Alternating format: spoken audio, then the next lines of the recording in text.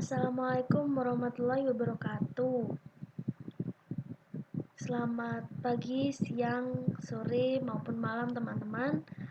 Perkenalkan, kami dari kelompok 6 yang beranggotakan 4 orang. Yang pertama ada Ahmad Miftahul Ilmi, yang kedua ada Imro'atul Hasanah, yang ketiga ada Hilya Firdausi, saya sendiri, dan yang keempat ada Maya Favorita. Selamat datang di presentasi kami di mata kuliah kolaborasi antar profesi yang kebetulan kami mendapatkan materi untuk dikaji dengan judul kolaborasi konselor. Baik. Penelitian ini yang sudah kami kaji dari bahasa Inggris, sudah kami terjemahkan juga, dan kami mendapatkan hasil seperti ini. Menurut latar belakang penelitian tersebut adalah Departemen Pendidikan dan Kebudayaan selalu berusaha memberikan mutu jaminan pendidikan kepada seluruh siswa, tetapi akhir-akhir ini ditemukan beberapa kendala, yaitu kurangnya sumber daya dan layanan dukungan terhadap anak di Afrika Selatan. Begitupun dengan konselor yang ada di sana. Sehingga dibuatlah sekolah pendidikan dengan nama School of Skill yang berguna untuk mendalami karir siswa dan peran konselor yang sangat dibutuhkan di sini. Mungkin jika di Indonesia sama seperti BLK. Jadi di sana itu karena kekurangan sekolah, jadi pemerintah di sana berinisiatif untuk membuat sekolah dengan nama School of Skill ini yang berfokus kepada karir siswa seperti itu. Jadi di sekolah ini lebih mendalami mengenai pekerjaan-pekerjaan, kemudian profesi-profesi seperti itu. Dan maka dari itu di sini memutuskan untuk melakukan konselor di sana, departemen pendidikan di sana memutuskan untuk menambah konselor untuk masuk di sekolah School of Skill ini. Seperti itu. Nah, kemudian di latar belakang juga menjelaskan, jadi nanti di presentasi kami, di presentasi kelompok 6 ada 4 pembahasan. Yang pertama itu ada hambatan. Apa saja hambatan dan kebutuhan konselor yang mendukung pembelajaran di School of Skill ini. Kemudian yang kedua ada peran apa saja yang dilakukan konselor saat melakukan pembelajaran di School of Skill ini. Kemudian ketiga juga peran apa yang dilakukan konselor untuk mengembangkan sekolah ini. Dan yang terakhir ada apa saja tantangan yang dihadapi konselor di School of Skill ini. Untuk selanjutnya bisa dijelaskan oleh teman saya. Silahkan. Selanjutnya saya akan menjelaskan tentang tinjauan pustaka dan kerangka teoritis dari penelitian yang berjudul The Role of School Counselors in Supporting Teaching and Learning in School of Skill in the Western Cape. Poin-poin yang akan saya jelaskan yakni terkait dengan kerangka teoritis penelitian, kerangka konseptual penelitian, konseling sekolah di Afrika Selatan, dan konselor sekolah mendukung perkembangan sekolah dan tantangan yang dihadapi oleh konselor sekolah. Untuk kerangka teoritis dari penelitian ini yakni menggunakan model ekologi Brown-Verbrauner, di mana Brown-Verbrauner menyatakan ada 4 sistem dari model ekologi, yakni ada mikrosistem, mesosistem, eksosistem, dan makrosistem. Mikrosistem yakni sistem yang di dalamnya terdapat interaksi dengan lingkungan, keluarga, sekolah, masyarakat, dan teman sebagainya. Jadi perkembangan anak akan dipengaruhi oleh lingkungannya, yakni lingkungan keluarga, sekolah, masyarakat, dan teman sebagainya. Selanjutnya yakni mesosistem. Nah, dari mikrosistem tersebut selanjutnya akan diimplementasikan oleh anak tersebut. Maksudnya implementasi dari lingkungan satu diterapkan di lingkungan lainnya. Misal dari lingkungan keluarga, seorang anak di keluarganya diimbau untuk selalu untuk diajarkan untuk mengungkapkan pendapat secara mandiri seperti itu. Nah, nanti akan diimplementasikan oleh anak itu di sekolahnya. Dia akan berani berpendapat dan kritis dan lain sebagainya. Untuk ekosistem, yakni mendapatkan perlakuan di satu sistem dan berdampak pada sistem lainnya. Jadi misal di lingkungan keluarganya si anak lingkungan keluarganya ada orang tua yang bertengkar dan dilihat oleh anaknya. Nah, perlakuan tersebut akan berdampak psikologis anak, di mana akan kedepannya akan berdampak pada misal sekolahnya nilainya menurun, ataupun hubungan dengan teman sebagainya makin renggang, dan lain sebagainya. Untuk makrosistem, yakni penyesuaian dengan kebudayaan yang lebih dari satu kultur. Misalnya, seorang ayahnya berasal dari barat dengan tidak ada norma yang berlaku seperti di Indonesia, yang seperti di orang timur. Sedangkan ibunya adalah orang timur yang dimana ketika berperilaku menggunakan acuan norma-norma. Nah, anak ini harus menyesuaikan. Maksudnya dia akan mengadaptasi dari ayahnya atau dari ibunya sesuai dengan yang diajarkan di lingkungannya, seperti itu. Selanjutnya ini terkait dengan kerangka konseptual. Menurut Kurzweil 2003 berpendapat bahwa kerangka konseptual berhubungan dengan literatur, tujuan penelitian, dan pertanyaan penelitian. Nah, dalam penelitian ini, konsep kunci yang diteliti adalah konsep sekolah, proses belajar mengajar, dan pengembangan sekolah. Adapun yang akan dibahas yakni terkait hal tersebut, yang pertama School of Skill, pengembangan sekolah dan belajar dan pembelajaran. School of Skill, menurut Asosiasi Nasional Afrika Selatan untuk Pendidikan Khusus pada tahun 2001 menunjukkan bahwa School of Skill kadang-kadang disebut dengan sekolah khusus melayani pelajar yang memiliki tantangan intelektual. Adapun syarat-syarat untuk memasuki School of Skill, yang pertama berusia antara 14 sampai 15 tahun dan harus menerima dukungan yang luas dan terdokumentasi di sekolah umum. Nah, misalnya di sekolah kan umurnya 14 sampai 15, otomatis dia mengikuti sekolah umum di jenjang, kalau di Indonesia jenjang sekolah dasar. Nah, ketika jenjang sekolah dasar dia ternyata mempunyai hambatan intelektual, misalnya tidak dapat membaca dan lain sebagainya, dan itu ada dokumentasinya. Nah, dokumentasi ini akan direkomendasikan untuk dia agar dapat masuk di School of Skill seperti itu. Yang selanjutnya yakni mengalami hambatan kognitif sehingga menyebabkan kemajuan skolastik. Nah, kemajuan skolastik yakni terkait dengan tes untuk masuk ke sekolah umum lanjutan, yang di mana tes skolastiknya menunjukkan kriteria yang sangat buruk seperti itu, sehingga dia tidak bisa melanjutkan ke sekolah umum. Yang selanjutnya, kurangnya kemajuan pelajar mungkin sangat parah sehingga dia hanya mampu untuk mengatasi pada level dasar. Jadi kemampuannya dia hanya pada pengetahuan dasar. Yang selanjutnya mungkin mengalami rentang perhatian yang pendek, kemampuan membaca yang sangat buruk, sudah dijalankan secara terus-menerus tetapi tidak menunjukkan peningkatan yang signifikan. Dan yang terakhir, tujuan dari School of Skill ini akan mengembangkan keterampilan agar dapat masuki pasar kerja seperti itu.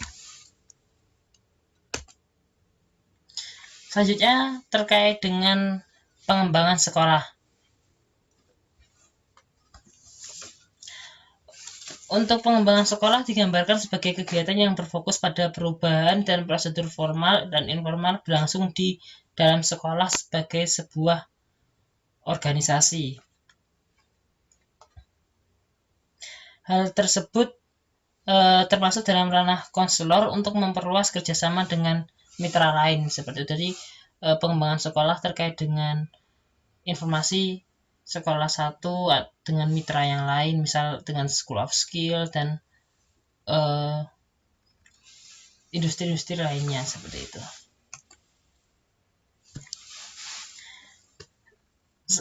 Yang selanjutnya terkait dengan pengajaran dan pembelajaran. Hidegger dan Chaklin 2005 menyatakan bahwa fokus belajar mengajar melalui pendidikan dapat memberikan kontribusi terhadap perkembangan peserta didik, keefektifan strategi dan teknik pengajaran yang berbeda dalam membangun keterampilan belajar. Maksudnya strategi yang digunakan dalam pembelajaran dan teknik yang digunakan dalam pembelajaran akan mempengaruhi keterampilan belajar siswa. Namun di sisi lain, kinerja peserta didik yang buruk bukan karena mata pelajaran diajarkan, tetapi lebih karena motivasi, definisi diri, dan keinginan untuk mengambil bagian dari pembelajaran. Nah, di sini tugasnya konselor untuk dapat memotivasi, definisi diri, dan keinginan untuk mengambil bagian dari pembelajaran tersebut, khususnya untuk konseli, seperti itu.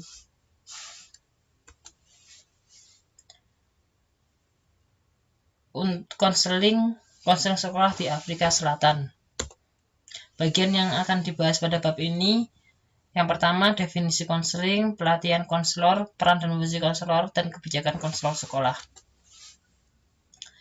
Konseling sekolah di Afrika Selatan. Umumnya aspek bimbingan melibatkan fokus pada keterampilan hidup di mana guru menangani masalah topik yang relevan berkaitan dengan remaja. Pendekatan bimbingan mencakup 3 bidang, yaitu karir, akademisi, dan pengembangan pribadi sosial. Layanan yang diberikan berupa konseling individu dan kelompok, konsultasi dengan guru, orang tua, lembaga luar, dan pengembangan sekolah secara keseluruhan. Selain itu, peran konselor sekolah difokuskan pada pengembangan individu, menggabungkan pembentukan sikap dan perilaku siswa.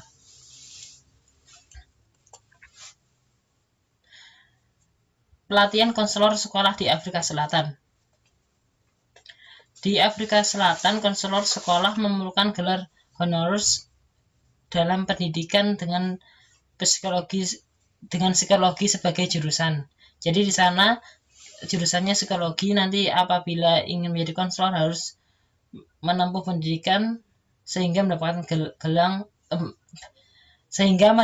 gelar honoris. Model untuk gelar honoris meliputi praktek konseling, psikometri, penilaian psikologis, teori konseling, pengembangan dan pembelajaran, kebutuhan dan dukungan khusus, keterampilan hidup, dan pendidikan kesehatan, serta proyek penilaian psikologis pendidikan. Adapun peran dan fungsi konselor sekolah. Menurut Burham dan Jackson 2000 berpendapat bahwa peran konselor sekolah telah didefinisikan ulang dan diperluas selama bertahun-tahun, di mana fungsi utama telah terdapat dalam 3 bidang, yaitu konseling, konsultasi, dan koordinasi. Adapun peran konselor sekolah harus mencakup individu dengan melakukan layanan terkait dengan manajemen amarah, pengembangan harga diri, metode belajar, kebugaran, perilaku kesehatan, dan disiplin di rumah. Studi tentang bimbingan dan konseling sekolah di Zimbabwe menemukan bahwa baik konselor sekolah dan peserta didik memandang layanan bimbingan dan konseling sekolah sebagai bagian yang bermanfaat untuk mengembangkan peserta didik secara holistik. Jadi di sini konselor sangat berperan, mempunyai fungsi dan peran yang sangat penting dalam mengembangkan kepribadian siswa.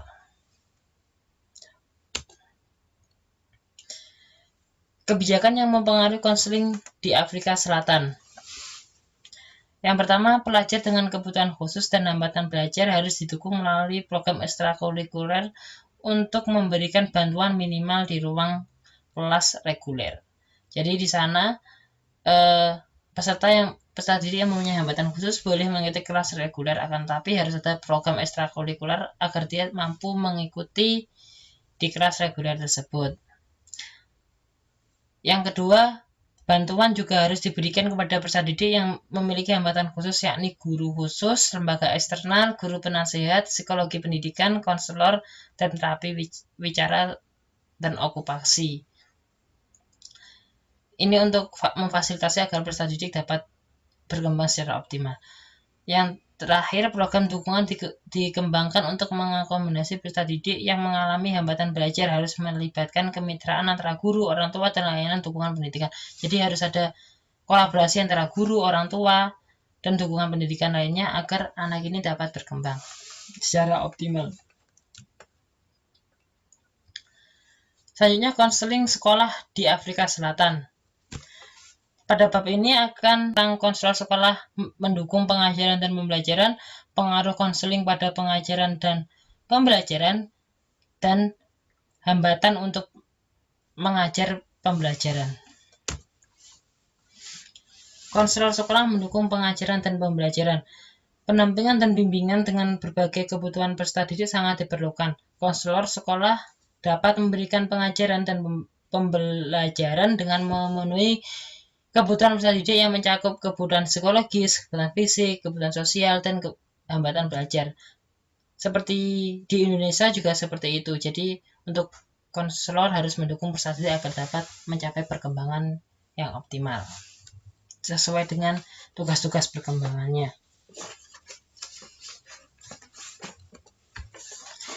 Pengaruh konseling pada pengajaran dan pembelajaran. Setiap peserta didik memiliki hambatan yang berbeda seperti tantangan emosional dan sosial. Hal ini menunjukkan bahwa peserta didik membutuhkan layanan konseling yang relevan untuk mendukung perkembangannya. Jadi di sini konseling pengaruhnya pada pengajaran dan pembelajaran sangatlah penting terhadap tantangan emosional dan sosial peserta didik. Dimana dengan membutuhkan layanan konseling diharapkan peserta didik dapat memecahkan permasalahannya sesuai dengan dirinya, seperti itu.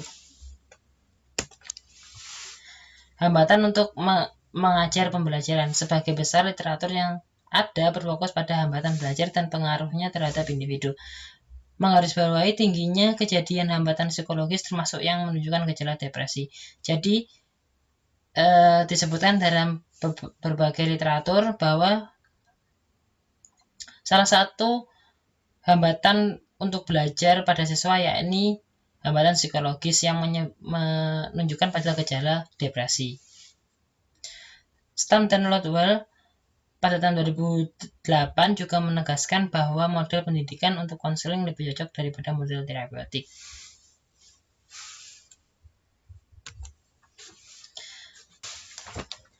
Selanjutnya yakni konselor sekolah mendukung perkembangan sekolah. Adapun tujuan pengembangan sekolah adalah untuk memastikan bahwa semua aspek kehidupan sekolah bertujuan untuk mempromosikan pengajaran dan pembelajaran yang efektif sehingga peserta didik berkembang secara optimal sebagai individu dan memberikan kontribusi positif kepada masyarakat. Intinya untuk mengembangkan perkembangan peserta didik secara optimal agar dapat memberikan kontribusi yang positif kepada masyarakat. Adapun hal yang dapat dilakukan konselor, yakni yang pertama analisis data untuk melihat program intervensi mana yang berdampak positif. Selanjutnya, konselor sekolah dapat memainkan peran penting dalam mendorong kolaborasi dan menangani masalah perbaikan sekolah dengan sebagai fasilitator. Yang ketiga, mempunyai kepentingan untuk berkolaborasi dan menetapkan strategi intervensi. Yang terakhir, hasil program konseling sekolah harus dipublikasikan untuk menunjukkan dampak positif pada keberhasilan pelajar. Maksudnya ini yang dipublikasikan diberikan kepada konseling yang bersangkutan. Jadi tidak dipublikasikan secara umum, tapi diberikan kayak progres kemajuannya seperti apa, kayak seperti itu. Selanjutnya tantangan yang dihadapi konselor sekolah. Adapun beberapa tantangan Antara lain, yang pertama, hambatan terbesar untuk menyediakan layanan dukungan bagi peserta didik adalah terbatasnya jumlah profesional yang tersedia dan ketimpangan pekerjaan dari sumber daya manusia yang terbatas di Afrika Selatan. Jadi di Afrika Selatan sumber dayanya terbatas, begitupun jumlah tenaga konselornya juga sangat minim, sehingga untuk pemberian layanan pun juga masih terbatas, masih minim seperti itu. Yang kedua, adanya pengocoran atas ras dan etnis dalam hal pencapaian akademis. Jadi di Afrika Selatan masih ada beberapa yang memberlakukan diskriminasi antara ras A dan ras B terkait dengan pencapaian akademis. Misalnya ras A tidak boleh sekolah di sini, ras B sekolahnya yang di sini, seperti itu, sehingga sebagai konselor pun juga kesulitan untuk memberikan layanan. Yang ketiga, layanan konseling yang tidak selalu direncanakan pada awal setiap tahun. Jadi biasanya kalau di kita di Indonesia kan untuk konseling itu need assessment-nya di awal. Nah, nanti untuk diimplementasikan untuk setahun ke depan, untuk semester ke depan, seperti itu. Nah, akan tapi di Afrika ini konselingnya lebih seperti yang tidak direncanakan. Jadi yang membutuhkan langsung dikasih tanpa ada rencananya, seperti itu. Dan itu juga kebijakan dari sekolahnya, sehingga sebagai konselor pun mempunyai hambatannya di situ. Dan yang terakhir, fakta membuktikan bahwa konselor sekolah menghabiskan banyak waktu terlibat dalam tugas administrasi sekolah. Jadi di sana berdasarkan faktanya, konselor sekolah diposisikan sebagai kebanyakan mengurus sebagai administrasi sekolah terkait dengan presensi, lalu buku jurnal, dan lain sebagainya. Assalamualaikum warahmatullahi wabarakatuh. Nama saya Maya Faurita. Saya dari kelompok 6, dan di sini saya akan menjelaskan mengenai bab 3 mengenai desain penelitian dan metodologi. Bab ini mengurai desain penelitian dan metodologi penelitian. Bab ini dimulai dengan memberikan gambaran desain penelitian dan kemudian mendeskripsikan partisipan, instrumen, dan prosedur berbeda yang digunakan untuk pengumpulan dan analisis data. Selanjutnya,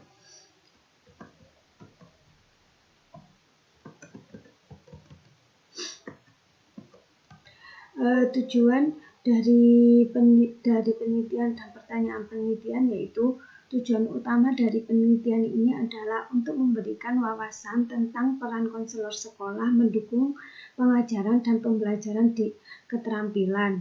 Mengenai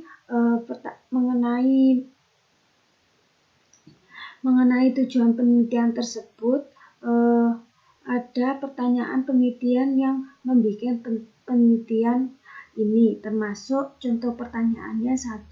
Apa saja hambatan belajar yang bertanggung jawab atas kebutuhan konselor mendukung pengajaran dan pembelajaran di sekolah keterampilan? 2. Peran apa yang dimainkan konselor sekolah dalam mendukung proses belajar mengajar di sekolah keterampilan? Jadi pada tujuan penelitian ini menanyakan kepada siswa atau pada konseli mengenai peran-peran konselor guna mengerti apa tujuan penelitian atau pertanyaan penelitian yang dimaksudkan dalam penelitian tersebut. Selanjutnya, desain penelitian. Menurut McMillan dan Hummers 2001 mendalilkan bahwa desain penelitian menunjukkan bagaimana penelitian tersebut dilaksanakan, apa yang terjadi pada subjek, dan metode pengumpulan data apa yang digunakan. Pada desain penelitian ini, hasil akhir dari keputusan yang dibuat oleh peneliti tentang metode yang diimplementasikan. Penelitian ini dapat menggunakan berbagai pendekatan, termasuk pada pendekatan kualitatif dalam upaya memahami peran sekolah konselor berkaitan dengan bagaimana mereka mendukung pengajaran dan pembelajaran. Selanjutnya yaitu paradigma penelitian. Penelitian ini didasarkan pada paradigma interpretif. Paradigma sendiri itu pengertiannya seperangkat keyakinan dan asumsi yang memandu pemikiran dan membentuk penelitian. Penelitian ini menjelaskan proses mencari untuk memahami fenomena atau pandangan dunia yang sementara. Paradigma ini membantu peneliti untuk mengatur pengamatan dan membentuk cara mereka memperoleh pengetahuan tentang dunia. Menurut DeVos 2005, paradigma ini membantu peneliti untuk mengaturnya pengamatan dan membentuk cara mereka memperoleh pengetahuan tentang dunia. Ini bagaimanapun berdasarkan keyakinan dan asumsi tentang hubungan baik antara peneliti dan peneliti dilakukan, nilai-nilai dalam masyarakat dan proses penelitian itu sendiri. Ini lokasi penelitian ada 8 berdasarkan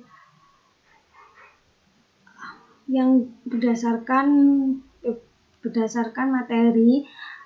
Contohnya tentang lokasi penelitian ini, salah satunya itu ada 18 sekolah keterampilan di Western Cape. 12 dari sekolah ini berlokasi dan di sekitar metropolis Cape Town, dan 6 sekolah lainnya terletak di luar Tanjung Metropolis. Dari 12 sekolah yang terletak di dalam metropolis Tanjung, 6 dari sekolah ini memperkerjakan konselor sekolah terdaftar. Jadi yang dimaksudnya itu kualifikasi dari individu yang memegang posisi sebagai konselor sekolah belum dimasukkan karena kerahasiaan. Tidak semua sekolah di dalam Tanjung Metropolis memiliki konselor sekolah. Contohnya di Metropolis Center itu ada di kabupaten atau wilayah Batavia dan De Gredel. Metropolitan itu pada kabupaten Sivin dan Mitchells Plain. Jadi maksudnya tidak ada. Jadi maksudnya konselor itu ada pada beberapa kota yang kota tersebut termasuk kota metropolis, dan di dalam kabupaten itu ada beberapa wilayah yang termasuk memperkerjakan konselor sekolah. Selanjutnya ada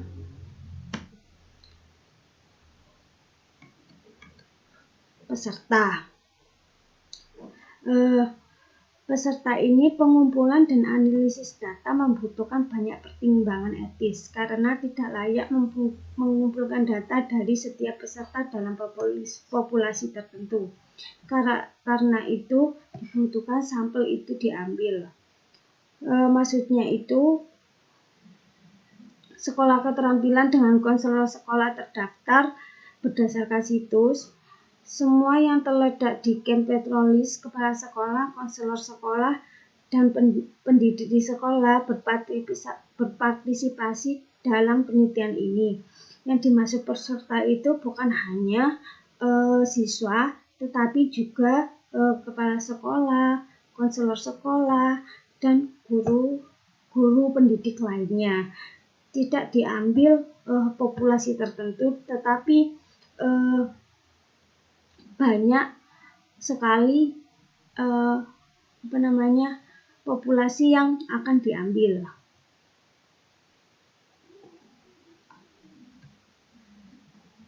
Selanjutnya yaitu prosedur pengumpulan data. Bagian ini menjelaskan metode yang digunakan dalam penelitian dan bagaimana prosedur diikuti. Menurut Lansford, dan Koch 2004, peneliti harus mempertimbangkan aspek-aspek berikut. 1. Jenis data yang diperlukan untuk menjawab pertanyaan penelitian. Alat dan metode apa yang diperlukan untuk mengumpulkan berbagai jenis data. Yang selanjutnya, bagaimana setiap kumpulan data yang dikumpulkan akan membantu menjawab pertanyaan penelitian dan siapa yang akan memberikan data yang akan dikumpulkan.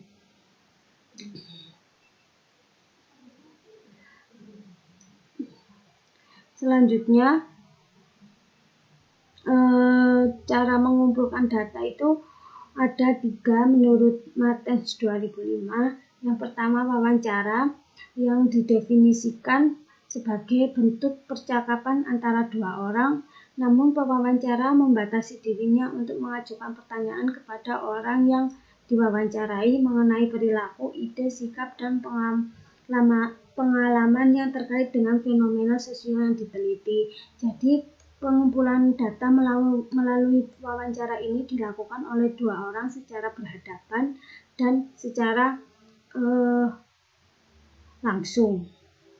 Selanjutnya itu ada kuesioner yang terstruktur dengan baik sebagai alat pengumpulan data, memungkinkan pengambilan data yang andal dan cukup valid dengan cara sederhana, murah, dan tepat waktu.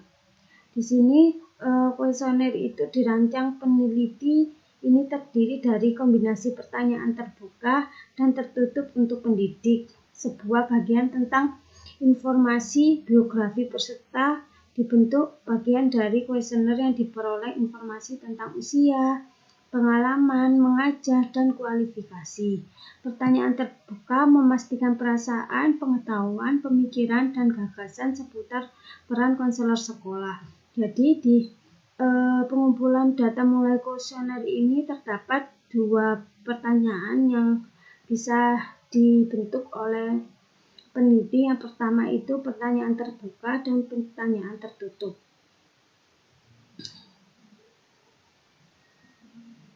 Selanjutnya itu proses pengumpulan data. Setelah mendapat izin, peneliti membuat janji bertemu dengan kepala sekolah secara pribadi dan menggunakan penelitian. Selama penunjukan, penjelasan tentang sifat, studi, dan tujuan investigasi diberikan kepala sekolah dan staf sekolah masing-masing. Data dikumpulkan selama 2 bulan. Dan dalam proses pengumpulan data itu ada beberapa tahap, yaitu tahap 1 membutuhkan wawancara kepada kepala sekolah, tahap 2 melibatkan wawancara dengan konselor sekolah, dan tahap 3 ini kuesioner dibagikan kepada pendidik di setiap sekolah. Keempat, analisis data. Analisis data ini menurut Milen dan Summer 2006 mendefinisikan analisis data sebagai proses membawa keteraturan, struktur, dan makna pada kumpulan data yang dikumpulkan. Tujuan dari analisis data adalah untuk mencari tren dan pola yang muncul kembali dalam data. Peneliti menggunakan kerangka kerja untuk menggambarkan bagaimana analisis data terjadi. Selanjutnya,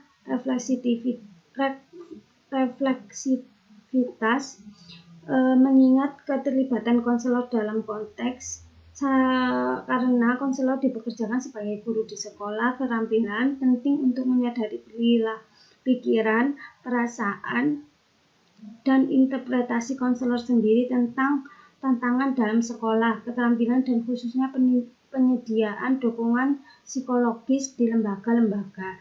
Jadi refleksivitas ini dimaksud itu konselor secara sadar, yaitu bagian dari seorang guru, dan konselor ini memiliki keterampilan khusus dan menyediakan kerjasama dengan lembaga-lembaga untuk sebuah penelitian atau sebuah jalan untuk keluarnya dari masalah. Kepercayaan data. Habibie dan Moon 2004 mendefinisikan kredibilitas sebagai sesuatu yang kompatibel antara realitas dan konstruksi yang ada di benak responden dan yang dikaitkan. Dengan demikian, sebagai sumber seperti wawancara dengan kepala sekolah dan konselor sekolah dan kuesioner yang diisi oleh pendidik, menetapkan kredibilitas pendidik, menciptakan kenyataan yang kaya dan lebih lengkap. Jadi, kepercayaan data ini sangat penting bagi peneliti karena dengan kepercayaan data ini, peneliti bisa membuktikan bahwa penelitiannya itu benar. Untuk memperoleh kepercayaan data ini, peneliti dapat melihat kembali data dari wawancara dengan kepala sekolah, konselor, dan kuesioner yang dibagikan di pendidik lainnya. Selanjutnya, pertimbangan etnis. Dalam pertimbangan etnis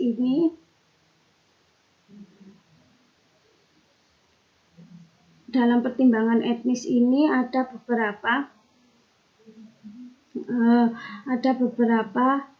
hal yang perlu diperhatikan dalam peneliti atau etika dalam penelitian. Yang pertama itu partisipasi sukarela. Yang dimaksud partisipasi sukarela itu peserta diyakinkan bahwa mereka bebas untuk mengundurkan diri dari studi kapan saja. Yang kedua itu kemungkinan membayarkan peserta. Peserta diyakinkan bahwa mereka tidak akan disakiti secara psikologis atau fisik. Anonimitas, yaitu nama peserta tidak muncul di kuesioner atau dengan nama lain. Selanjutnya, kerahasiaan, persetujuan, dan penyebaran. Kerahasiaan yaitu identitas peserta dijaga, persetujuan yang diinformasi peserta diberitahu bagaimana prosedur yang diikuti selama penelitian, dan penyebaran peserta memiliki hak atas informasi yang akan diberitahu tentang kesimpulan studi dan temuan utamanya. Saya Imratul Hasanah akan menjelaskan hasil penelitian kolaborasi antara konselor dengan pihak yang lain di sekolah. Analisis penelitian dapat menggunakan dua metode, yaitu yang pertama metode kuantitatif dengan menggunakan kuesioner atau angket, dan yang kedua menggunakan metode kualitatif dengan wawancara. Dalam melaksanakan analisis penelitian ini harus menjunjung tinggi asas kerahasiaan dengan menyamarkan nama konseli maupun pihak yang diajak kolaborasi dengan menggunakan kode-kode seperti huruf besar untuk nama sekolah seperti sekolah A, sekolah B, sekolah C, huruf kecil untuk nama pihak yang diajak berkolaborasi seperti kepala sekolah atau konselor sekolah. Dan yang ketiga, angka untuk pendidik guru 1, guru 2, dan guru 3. Contoh, yang pertama yaitu peserta didik cenderung menampilkan perilaku yang tidak dapat diterima dan mengganggu proses belajar mengajar di seluruh sekolah. Hal ini disampaikan oleh guru nomor urut 8 di sekolah B dengan kode B8. Contoh yang kedua yaitu tidak ada proses belajar dan mengajar yang terjadi saat peserta didik mengganggu dengan kode D11 yang diungkapkan oleh guru dengan nomor urut 11 di sekolah D. Yang ketiga yaitu guru harus menanamkan disiplin hampir sepanjang waktu dengan kode B besar P kecil yang menunjukkan bahwa ini berada di sekolah B dan pihak yang diajak kolaborasi adalah prinsipal atau kepala sekolah dengan kode P kecil. Tujuan dari penelitian kolaborasi ini adalah mengklarifikasi peran konselor di sekolah. Hal ini diperoleh hambatan belajar menjadi tanggung jawab konselor dalam mendukung pengajaran dan pembelajaran. Hambatan psikososial yang dihadapi peserta didik menunjukkan bahwa yang paling berpengaruh terhadap proses belajar dan mengajar adalah hambatan sosial, hambatan emosional, dan hambatan perilaku. Untuk mengetahui hambatan tersebut dapat dilakukan dengan yang pertama, meminta guru pengajar untuk menjelaskan hambatan peserta didik dengan cara diwawancarai. Dan yang kedua yaitu mengisi kuesioner mengenai hambatan belajar peserta didik. Setelah itu, jika kedua hal tersebut diperoleh hasil 50% hambatan dialami oleh peserta didik, maka konselor maupun pendidik harus berdiskusi untuk menyelesaikan hambatan tersebut. Kata kunci permasalahan yang sering terjadi adalah yang pertama hambatan sosial, seperti kemiskinan, kekerasan, narkoba, pelecehan emosional, masalah dengan lingkungan sekitar. Yang kedua yaitu hambatan perilaku. Di School of Skill ini, hambatan perilaku adalah gambaran perilaku yang tidak normal dan berulang. Perilaku yang mengganggu dapat menghambat proses belajar mengajar di School of Skill ini. Dan yang ketiga yaitu hambatan skolastik atau hambatan secara akademik. Hambatan ini seperti hambatan ketertinggalan pelajaran, kesulitan dalam memahami materi yang diberikan oleh pendidik, dan seringnya ketidakhadiran siswa dalam proses belajar di sekolah. Peran konselor di sekolah yang pertama yaitu melaksanakan konseling individual, melaksanakan referral kepada pihak lain jika dirasa tidak mampu untuk mengatasi permasalahan peserta didik. Yang ketiga yaitu tes diagnostik. Yang keempat, mengelola aplikasi baru untuk sekolah. Yang kelima, konseling kelompok. Yang keenam, bekerja sama dengan administrasi sekolah atau komite sekolah. Yang ketujuh, mendukung perkembangan keterampilan dan akademik siswa. Selanjutnya, yang kedelapan, mendukung pendidik berorientasi kehidupan, bimbingan karir, membantu intervensi manajemen kelas, membantu perkembangan dan promosi pelajar. Yang ke-12, memfasilitasi lokakarya dengan pendidik. Yang ke-13, konseling kelompok dengan pendidik. Dan yang ke-14, konseling individu dengan pendidik. Layanan yang diberikan oleh konselor yang paling utama adalah layanan yang langsung diberikan oleh konselor kepada peserta didik atau pendidik yang membutuhkan. Jika tidak memungkinkan, baru meminta pihak lain atau mereferal kepada pihak yang lebih mampu untuk menangani kasus tersebut. Konselor berperan penting dalam memberikan layanan untuk memenuhi kebutuhan emosional, perilaku, dan sosial. Peran utama konselor adalah membantu individu untuk mengatasi permasalahan dan memenuhi kebutuhannya. Layanan konselor memerlukan dukungan dari semua pihak, baik itu dukungan dari siswa, dukungan dari guru, dukungan dari orang tua, dan dukungan dari komite sekolah. Tantangan yang dihadapi konselor adalah yang pertama, sumber daya manusia atau konselor itu sendiri yang kurang dari yang diperlukan. Jadi, jumlah konselor yang diperlukan sangat terbatas, dan juga kurangnya waktu konseling atau layanan yang diberikan kepada peserta didik.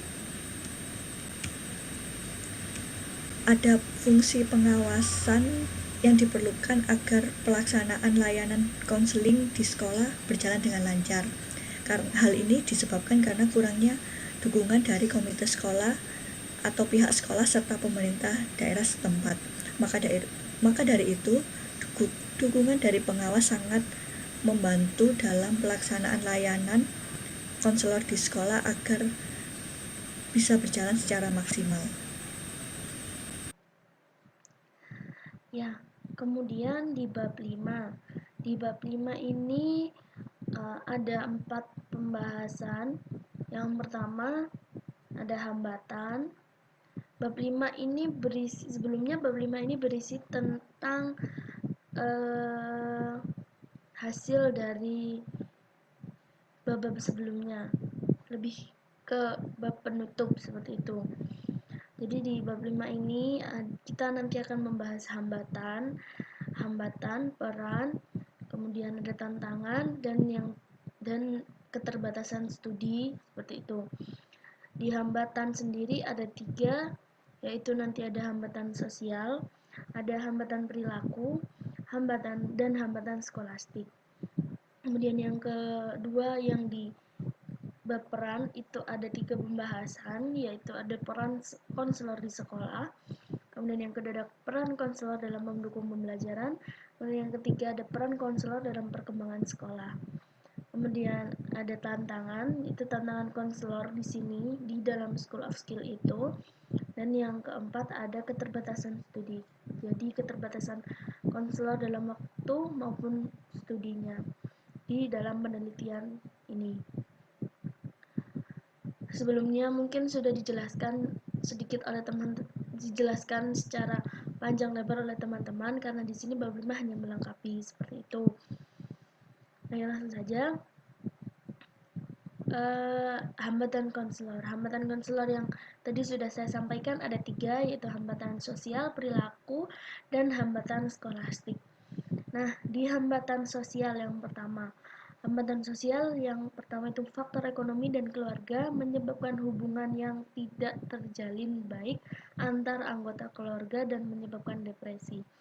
Di Afrika Selatan memang cukup banyak keluarga dengan faktor ekonomi yang rendah, sehingga banyaknya orang tua yang bercerai, kemudian mengalami keretakan dalam rumah tangga, dan itu menyebabkan anak-anak mereka menjadi tertelantar atau menjadi tidak terurus seperti itu. Dan itu membuat anak-anak mereka menjadi depresi, menjadi stres karena lingkungan keluarganya seperti itu. Dan menyebabkan mereka tidak ingin atau tidak minat dengan bersekolah seperti itu. Itu yang menjadi hambatan sosial mereka. Kemudian yang kedua ada hambatan perilaku. Di hambatan perilaku ini, kenakalan remaja dan hubungan sosial dengan teman sebaya menyebabkan perilaku menyimpang. Seperti itu. Jika hambatan sosial tadi dengan latar belakang keluarga berbeda dengan hambatan perilaku, yang mana kenakalan remaja dan hubungan sosial dengan teman-teman sebaya menjadi fokus utama. Karena jika kenakalan remaja seperti narkoba, kemudian menggunakan obat-obat terlarang, itu membuat mereka menjadi tidak ada rasa keinginan untuk kembali bersekolah, karena mereka nyaman dengan lingkungan mereka seperti itu. Kemudian yang ketiga itu ada hambatan skolastik. Hambatan skolastik ini hambatan membaca dan menulis dan rendahnya minat sekolah menjadi fokus pada hambatan ini. Sebenarnya sama dari ketiga hambatan tadi adalah menjadikan siswa menjadikan siswa menjadi tidak minat untuk bersekolah seperti itu. Tetapi hambatan skolastik ini lebih berfokus kepada hambatan membaca dan menulis. Karena di Afrika Selatan sendiri, teman-teman juga semua sudah tahu bahwa tingkat pendidikan di sana cukup rendah. Dan itu membuat anak-anak di sana tidak mampu membaca dan menulis secara lancar, secara baik seperti itu. Dan memang tingkat pendidikan di Afrika Selatan tidak seperti di negara-negara lain seperti itu ya. Jadi itu tadi yang menjadi hambatan konselor saat berada di School of Skill dengan beberapa latar belakang dengan banyak latar belakang yang berbeda seperti itu. Oke. Yang kedua yaitu ada peran konselor. Di sini ada 3 peran konselor. Yang pertama, peran konselor dalam sekolah. Nah, peran konselor dalam sekolah, konselor bergerak dalam bidang administratif dan seharusnya konselor mampu menyeimbangkan antara tugas administratif dan membantu peserta didik dalam menunjang perkembangannya. Seperti itu. Jadi peran konselor dalam sekolah itu harus terbagi seperti itu, karena konselor juga harus menyelesaikan tugas-tugas di bidang administratif, tetapi beliau juga harus membantu peserta didik dalam menunjang perkembangannya, seperti itu. Kemudian yang kedua ada peran konselor mendukung pembelajaran. Konselor dapat dilatih untuk melihat dunia dari sudut pandang alternatif dengan membantu pendidik dalam merancang rencana pelajaran untuk pembelajaran yang lebih efektif di kelas. Guru juga bisa berkonsultasi dengan konselor sekolah tentang persepsi peserta didik berpenghasilan rendah dan perilaku keluarga dan bagaimana berkolaborasi secara lebih efektif dengan orang tua saat memecahkan masalah dan membuat keputusan yang paling cocok untuk anak. Karena peran konselor mendukung pembelajaran ini itu lebih bagaimana konselor bisa berkolaborasi dengan guru. Seperti yang saya jelaskan tadi, karena ketika guru dan konselor sudah berkolaborasi akan mampu menghasilkan pembelajaran yang sangat bermutu, seperti itu. Kemudian yang terakhir ada peran konselor di dalam perkembangan sekolah. Fungsi utama konselor adalah bekerja dengan peserta didik secara individu atau kelompok dan untuk melakukan penilaian. Dengan demikian, kemampuan konselor sekolah untuk menawarkan layanan langsung dan tidak langsung kepada pelajar dan siswa sekolah dipengaruhi oleh peran mengajar di mana mereka ditempatkan.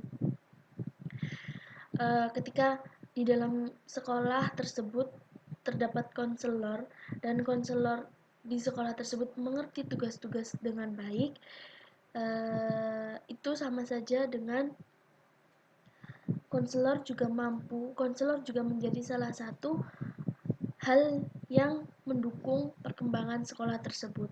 Karena jika konselor yang baik bisa membuat peserta didiknya berkembang dengan baik, maka akan terlihat mutu sekolah tersebut lebih maju, seperti itu. Nah, kemudian ada tantangan konselor dan keterbatasan studi penelitian. Tantangan konselor sendiri itu, konselor sekolah dialokasikan untuk tugas dan yang tidak tepat di sekolah dan harus dipindahkan. Konselor sekolah karenanya harus mencurahkan waktunya untuk tugas yang sesuai, seperti pelayanan langsung kepada peserta didik, orang tua, dan staf. Seperti yang tadi sudah dikatakan sebelumnya, karena konselor juga memiliki tugas menyelesaikan tugas-tugas administratif. Tetapi di sini juga banyak pandangan bahwa konselor sekolah itu memang dikhususkan untuk mencurahkan waktunya bekerja melayani langsung maupun tidak langsung kepada peserta didik, orang tua, dan staf. Jadi di sini bagaimana konselor harus benar-benar tahu tugas dan benar-benar mengerjakan atau melaksanakan apa yang diinginkan oleh orang tua maupun guru maupun kepala sekolah atau orang tua, seperti itu. Itu yang menjadi tantangan sendiri bagi konselor. Nah, untuk keterbatasan studi penelitian ini sudah berbeda dengan konteks konselor tadi.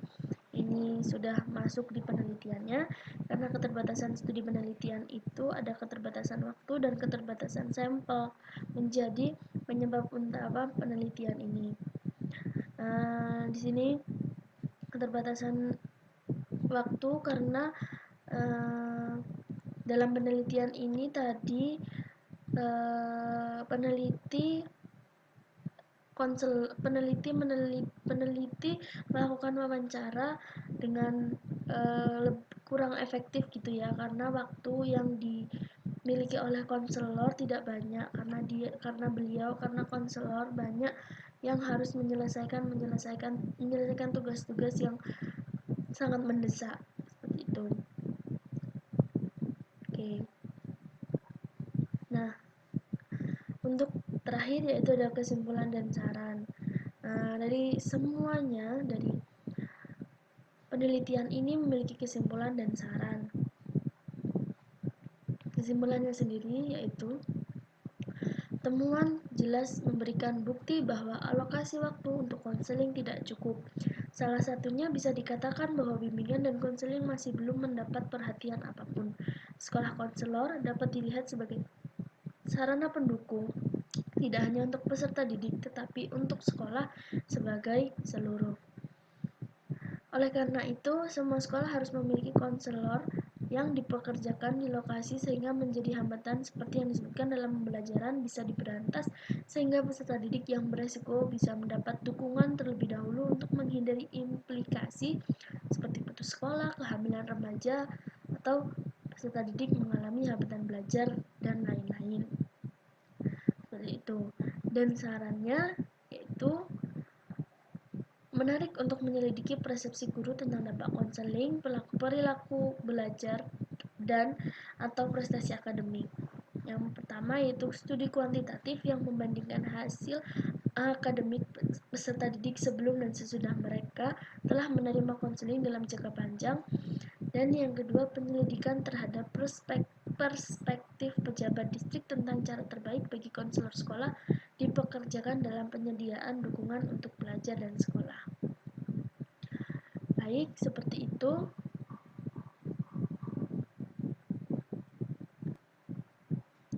Ya, baik seperti itu tadi penjabaran oleh kelompok 6 mengenai materi kolaborasi konselor. Jika ada kurang lebihnya, kami kelompok 6 mohon maaf yang sebesar-besarnya. Terima kasih sudah mendengarkan. Wassalamualaikum warahmatullahi wabarakatuh.